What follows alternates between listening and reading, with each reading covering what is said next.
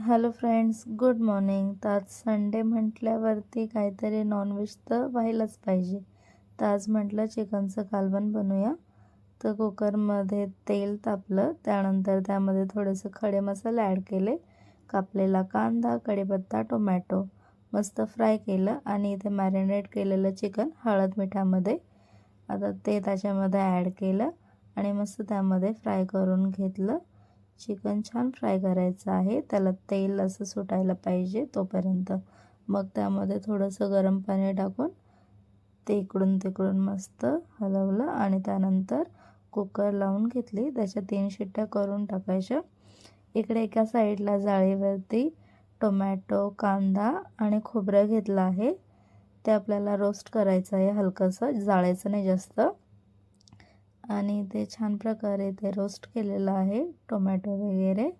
त्यातला एक पडला पण आहे. एनिवेज ते छान हे करून घेतल्यावरती, रोस्ट करून घेतल्यावरती मिक्सरच्या भांड्यामध्ये सर्व टाकायचं आहे. त्यामध्ये मी लाल मिरची पण घेतली आहे 4 आणि थोडेसे सफेद तीळ घेतले आहेत.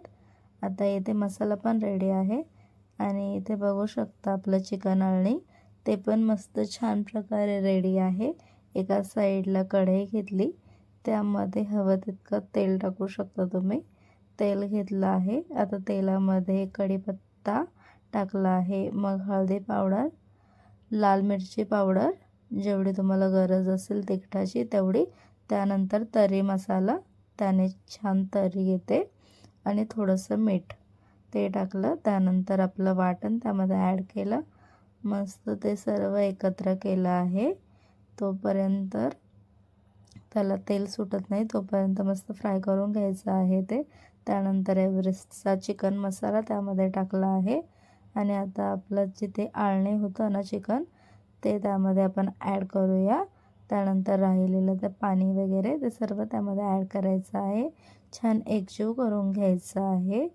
मस्त सुगंध येत होता. त्यानंतर जे मिक्सीमध्ये राहिलेला मसाला होता त्यामध्ये पाणी टाकलं आणि ते देखील पाणी त्यामध्ये मी ॲड केलं आहे. काहीच वाया जाऊ द्यायचं नाही.